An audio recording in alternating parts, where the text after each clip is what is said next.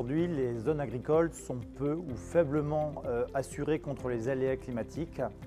Seulement 17% des surfaces agricoles utiles étaient assurées en 2022. D'abord, l'ensemble des natures de culture n'étaient pas éligibles aux garanties climatiques. Elles le sont aujourd'hui. Ensuite, il y a un véritable coût à cette garantie et une méconnaissance du monde agricole. Ça commence en tout cas à s'améliorer par la communication qui a été faite suite aux nouvelles mesures gouvernementales. Ensuite, les épisodes climatiques étant de plus en plus violents, les exploitants agricoles, entrepreneurs de leur territoire, ont besoin aussi d'un amortisseur économique pour faire face à cette conjoncture qui est extrêmement mouvante. Depuis que je suis installé, donc ça fait 17 ans que je suis installé, j'ai été plusieurs fois victime d'aléas climatiques, grêle quelques fois, mais principalement en 2016 comme tout le monde en France, avec les excès d'eau au printemps.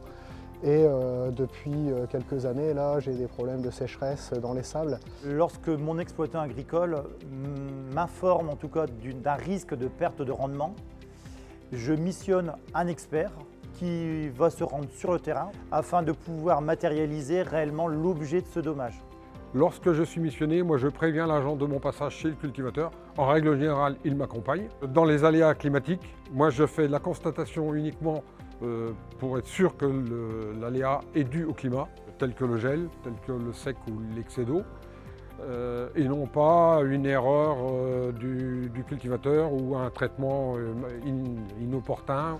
Et ensuite, après la moisson, par rapport au rendement qu'on fait, eh bien, on déclare les rendements qu'on a fait et on voit si réellement il y a eu un impact important sur ces cultures. Il ne faut pas déclarer quand il y a un risque, parce que des risques tous les ans on en a, on peut très bien avoir des sécheresses tardives.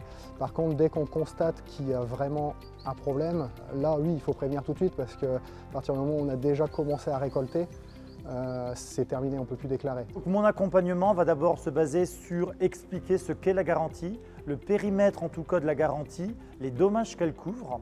Ensuite, mon accompagnement va se poursuivre dans le fait de bien remplir les éléments contractuels qui vont être en tout cas le déclencheur d'une indemnisation en cas de sinistre majeur. On voit quand même depuis quelques années là où il y a de plus en plus de problèmes de sécheresse, principalement la sécheresse qui remonte chez nous, par rapport à avant où c'était plus éloigné dans le temps, on va dire. Il y a quelques années, les compagnies en général avaient tendance à vouloir un peu lever le pied par rapport à cette assurance-là. Je pense que ce ne serait pas souhaitable pour les agriculteurs aujourd'hui parce que malheureusement, oui, on va avoir, je pense, de plus en plus de sinistres conséquents.